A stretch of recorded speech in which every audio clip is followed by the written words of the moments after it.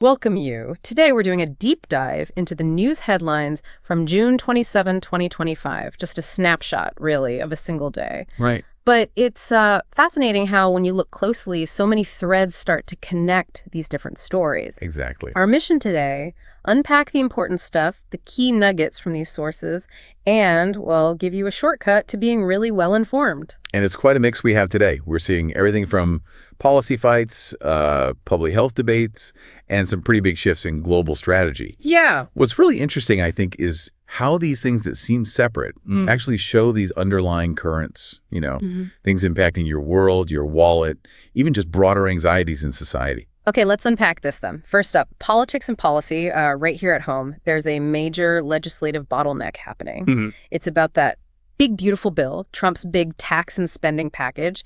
It seems to be hitting a pretty big hurdle in the Senate. Yeah, and here's where it gets really interesting. The Senate parliamentarian, who's basically the nonpartisan rules expert for the chamber. Right, the ref. Kind of, yeah. She actually rejected key Medicaid provisions in the bill. Now, this wasn't just like a minor procedural thing. Right. It's a real strategic blow. It basically means the GOP can't just ram these provisions through reconciliation with a simple majority. Ah, okay. Which has led to, some fierce pushback from Republicans. And all this is happening just before that critical July 4th deadline. Always a deadline. Always. So for you, this means you really need to watch for the ripple effects. What happens with proposed tax cuts? What about access to Medicaid? Even SNP benefits could be affected. It's shaping up to be quite the political showdown. Okay, so from those legislative battles, let's shift gears a bit. Let's talk public health decisions. There's this federal vaccine committee, and it's notably led by RFK Jr. They've made two pretty significant votes recently. Yeah, and this raises a really important question, doesn't it? Like, what's the actual science behind these decisions? Because they're getting a lot of attention. Right. So they voted against using flu vaccines that contain thimerosal. That's the mercury-based preservative. Okay, that's reigniting an old debate, isn't it? It absolutely is. A long-standing one, though. The scientific consensus has largely moved on. But then almost at the same time, they voted for a new monoclonal antibody treatment for RSV in infants. Which is a very different approach. Completely different. It's cutting edge, really. It's like giving the baby pre-made antibodies for protection, passive immunity. So these two votes together, they've definitely stirred up controversy in public health circles. I bet. Yeah, impacting the science discussion, the safety debate, and probably how future vaccine rollouts are going to work.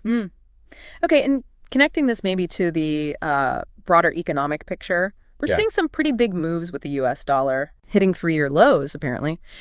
And we're also hearing Trump criticizing Fed Chair Jerome Powell quite pointedly, even hinting he might replace him. Right.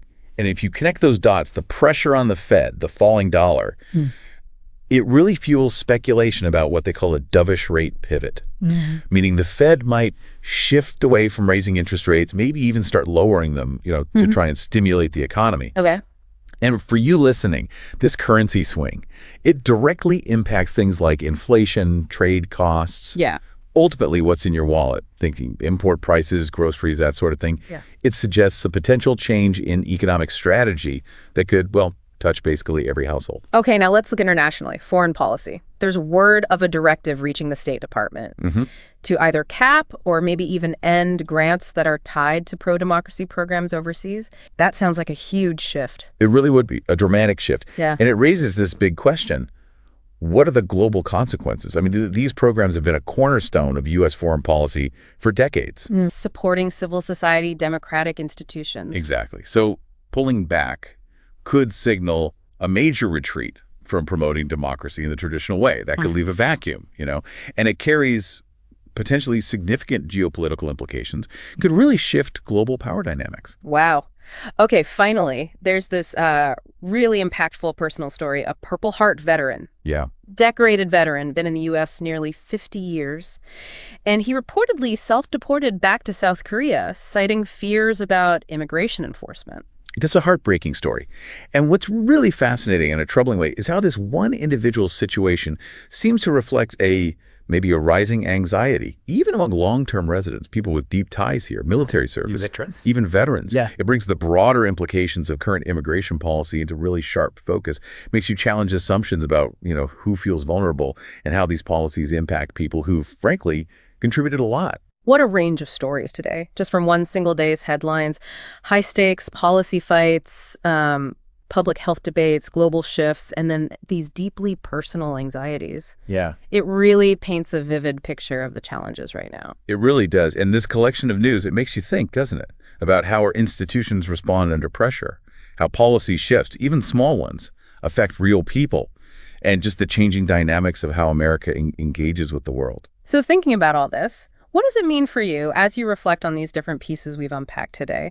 Maybe consider what these changes suggest about, well, the stability of key institutions, or even how we define concepts like belonging and support, both here at home and around the globe. Yeah, lots to think about there.